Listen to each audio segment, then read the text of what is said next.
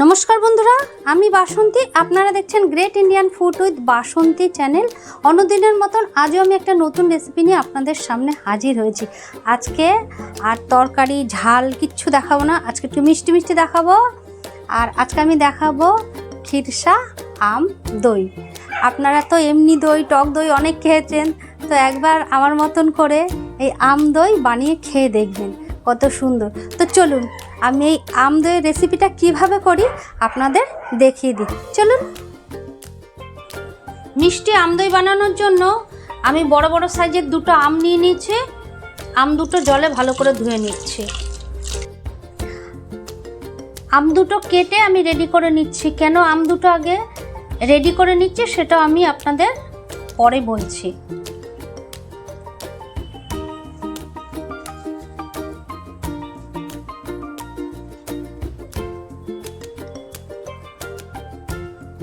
দেখুন আমটা কেটে নিয়েছি, আবার কাট লাগিয়ে নিচ্ছি।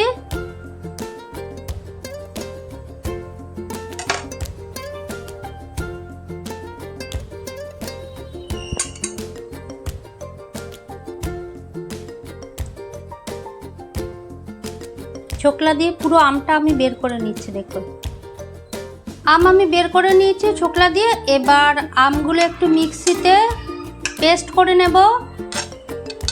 এখানে আমি দুধ নিয়ে নিয়েছি 3 প্যাকেট, মানে 1.5 কেজি দুধের প্যাকেট দিয়ে দুধটা আমি কড়াইয়ের মধ্যে ঢেলে নিচ্ছি।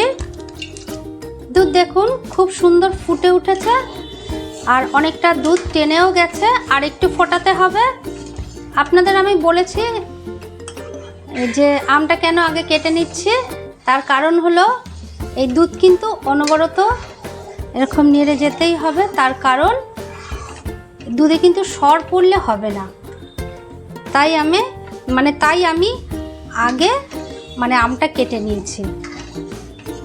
মিষ্টি দইয়ের ক্ষেত্রে সর পড়লে কিন্তু হবে না, সেই দিকে আপনাদের খেয়াল রাখতে হবে। আমি একটু গুঁড়ো দুধ দিয়ে দেবো, কেননা গুঁড়ো দুধ দিলে খুব ভালো দইটা খেতে হয়। আমি গুঁড়ো দুধ দিয়ে দিচ্ছি, আপনারাও চেষ্টা করবেন গুঁড়ো দুধ দেওয়ার। এই 2 প্যাকেট দিলাম। এখান থেকে আমি একটু গরম দুধ নিয়ে নিচ্ছি, এটা গুলিয়ে দেব।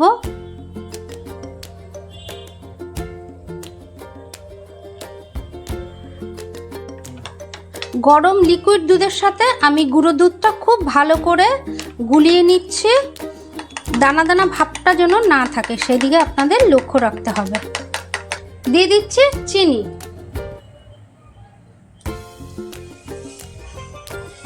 1 কাপ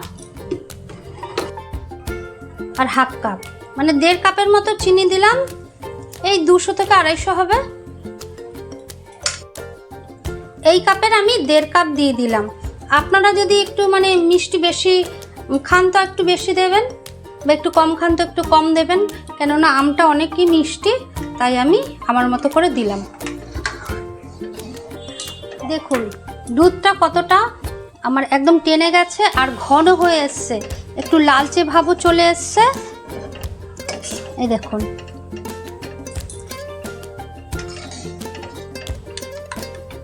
গুলিয়ে রাখা এই দুধ আমি দিয়ে দিচ্ছি।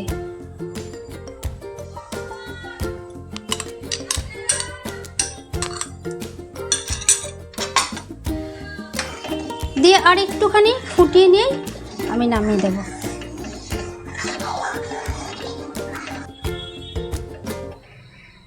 দুধ দেখুন যতটা দিয়েছিলাম তার হাফ হয়ে গেছে, আর কতটা ঘন হয়ে গেছে।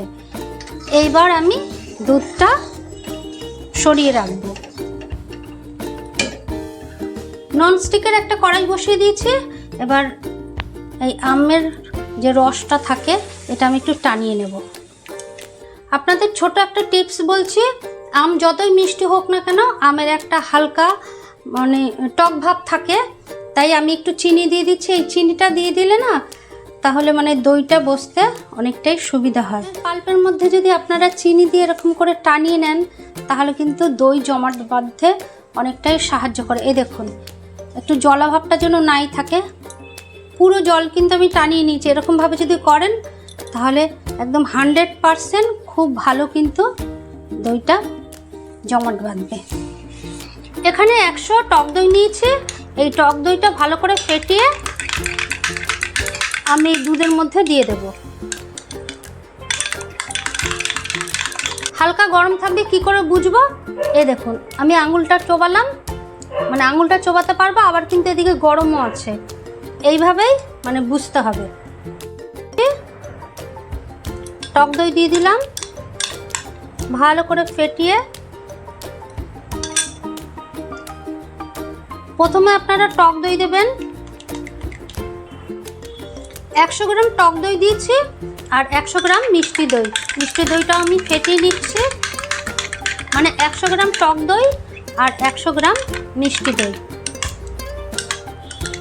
দিয়ে দিলাম।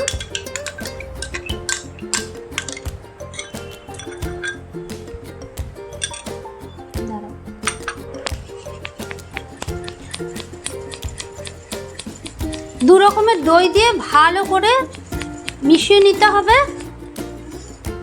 দইটা খুব ভালো করে প্রথমে মেশাবো।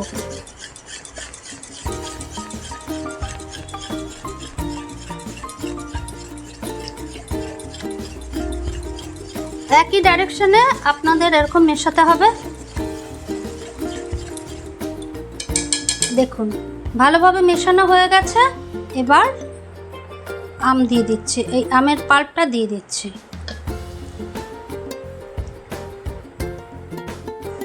প্রথমে দু রকমের দই দেবেন, ভালো করে ফেটিয়ে, ফেটানোর পরে ভালো করে মিশিয়ে নেবেন। মিশিয়ে নেওয়ার পরে আপনারা আমটা মেশাবেন।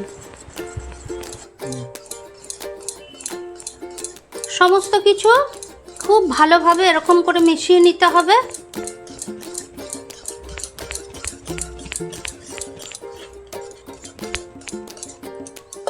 আমার মেশানো হয়ে গেছে। বাজার থেকে হাঁড়িটা নিয়ে এসে অবশ্যই ভালো করে মুছে নেবেন, এটা ধুতে যাবেন না। কিছুটা টক দই দিয়ে দিলাম, টক দই মিশিয়ে নেব হাঁড়ির গায়ে। এই টক দই আমি খুব ভালো করে হাঁড়ির গায়ে মিশিয়ে নিচ্ছি।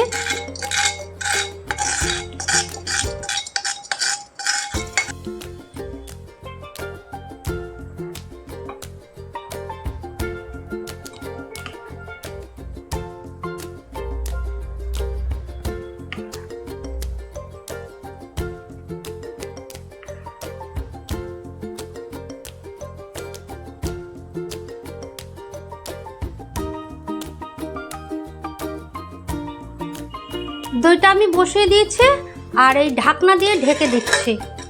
এবার এর গায়ে একটু গরম বস্ত্র দিতে হবে, তা না হলে ভালো করে এই যে একটা চাদর জড়িয়ে দিলাম। এবার আমি একটা গরম জায়গায় রান্নাঘরে রেখে দেব। আবার দেখা হচ্ছে আপনাদের সাথে সকালে। কালকে রাত্রে আমি দইটা রেখেছিলাম, বসিয়েছি দইটা, এখন খুলছি, দেখি কতটা কি হলো।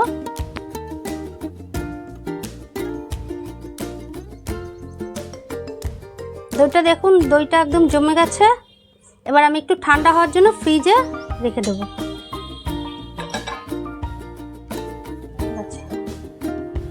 ফ্রিজ থেকে বের করেছি, দেখুন 4-5 ঘন্টা রেখেছি, একদম জমে গেছে।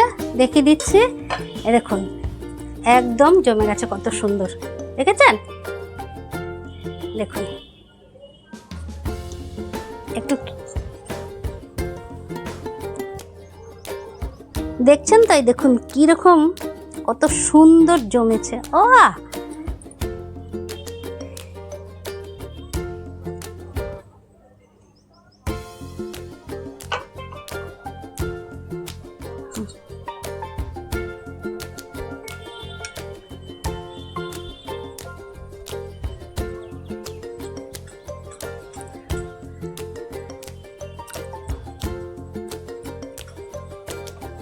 Super super tasty.